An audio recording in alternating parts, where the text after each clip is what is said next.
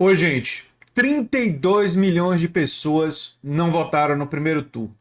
A chamada abstenção, não é, foi enorme.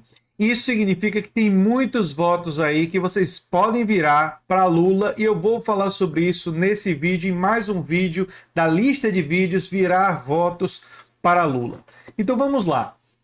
Uma pessoa que não votou no primeiro turno, obviamente, é uma pessoa que tem uma certa apatia política, uma pessoa que não está muito animada com a política, não está muito mobilizada.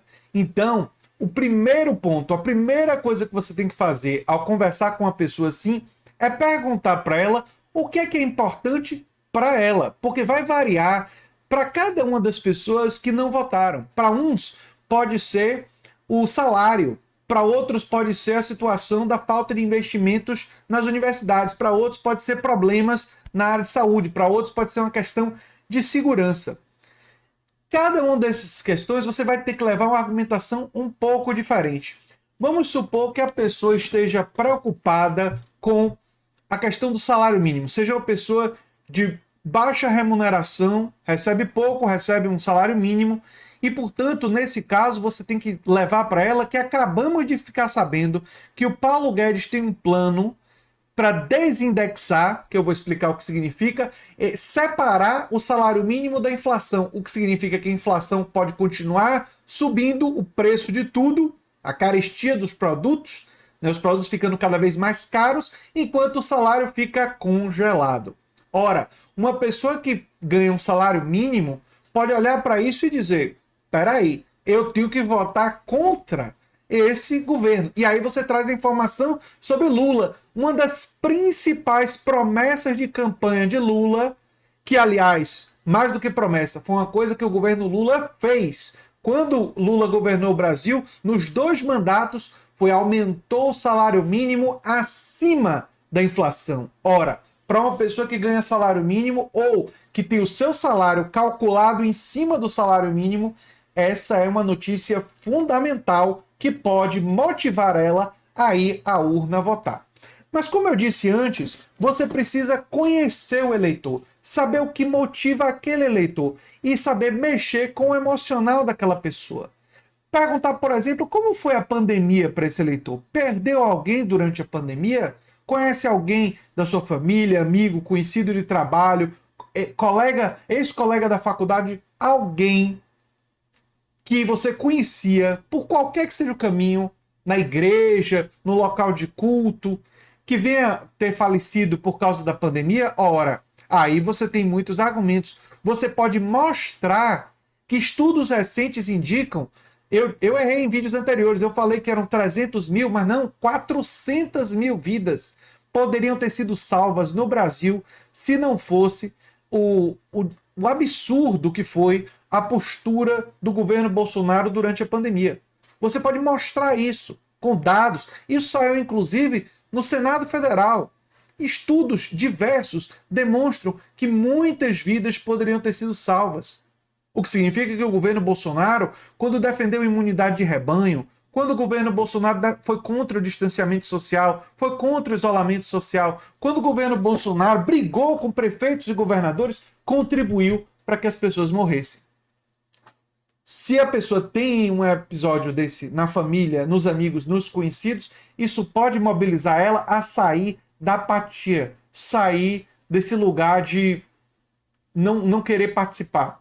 Se a pessoa disser, todo político é igual, aí você explica que existem diferenças muito grandes de Bolsonaro para Lula e de Lula para Bolsonaro. Os governos Bolsonaro cortaram recursos da educação e da saúde, na saúde durante a pandemia. O governo Bolsonaro é um governo que estimula o ódio, estimula a violência. Veja o episódio recente do Roberto Jefferson, vejam as falas do velho da van, vejam os casos recentes de violência. É um governo que estimula isso através do seu discurso. Ora, ninguém pode ficar totalmente insensível, totalmente passivo diante disso.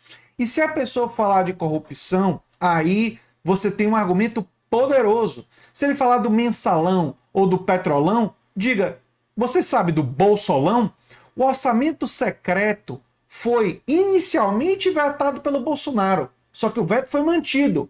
Aí Bolsonaro precisou fazer um acordo com o chamado Centrão, mandou uma lei de diretrizes orçamentárias, ou seja, mandou o orçamento secreto para ser aprovado, foi aprovado, e com esse orçamento secreto o Bolsonaro comprou o apoio do Congresso para passar as suas reformas. E esse é o maior esquema de corrupção da história do Brasil e, quiçá, um dos maiores esquemas de corrupção do mundo, com mais de 55 bilhões de reais já misturados nesse esquema de corrupção. Faz o mensalão parecer fichinha. E outra, enquanto Bolsonaro tem muitas evidências pessoais de ter roubado dinheiro público para enriquecer, nunca se encontrou dinheiro de Lula no exterior. Não se vê essa acumulação gigantesca de patrimônio que se vê na família Bolsonaro. Você não vai, falando com um indeciso, dizer eu boto minha mão no fogo por Lula. Não parece um lulista. Mas diga, olha, eu olho as evidências. E se tem alguém claramente corrupto que enriqueceu com dinheiro público, é o Bolsonaro. Isso daí é bem evidente. É muito cristalino. E se tem alguém que está compactuando com a corrupção em larga escala, é o governo Bolsonaro, com orçamento secreto. Na época do Lula, a gente via político sendo preso. Na época do Lula, tinha investigação. Ele fortaleceu a Polícia Federal, o Ministério Público Federal, e os políticos foram investigados e foram presos. Ou você é ingênuo de achar que a corrupção acabou? Não. O que aconteceu foi que Bolsonaro acabou foi com o combate à corrupção. Acabou com o pouco que existia da Lava Jato, com todos os seus problemas, estava prendendo alguns corruptos. Acabou com o fortalecimento da Polícia Federal e fez o contrário, trocou delegados, tudo para proteger os seus. Fez todo tipo de esquema que fosse possível para proteger os corruptos. No governo Bolsonaro, os escândalos de corrupção não foram poucos. Teve o escândalo do MEC, teve o escândalo da Covaxin, tiveram vários escândalos com orçamento secreto que agora algumas pessoas começam a ser presas, entre outros escândalos. No entanto, muito pouca gente foi presa. Por quê? São inocentes? Não. Eles estão sendo pouco presos porque estão protegidos por um governo e um procurador-geral da República que agem para proteger os seus. Use do ceticismo das pessoas em relação à corrupção para as pessoas perceberem a corrupção continua acontecendo. Mas os corruptos agora estão no governo e não estão sendo punidos, não estão sendo presos. Se tem um diferencial que a gente pode apontar, é que os governos petistas respeitaram a Polícia Federal. Os tesoureiros do PT foram presos. E agora no Bolsonaro, para ter prisão, está sendo só nos casos extremos, como no caso extremo do Roberto Jefferson, não é? Nos casos que foram descobertos do orçamento secreto. Mas tem muito superfaturamento de produtos. Vou pegar um exemplo para vocês. Kits de robótica foram superfaturados. No MEC tem uma quantidade absurda de superfaturamento. Durante a pandemia, teve muito superfaturamento.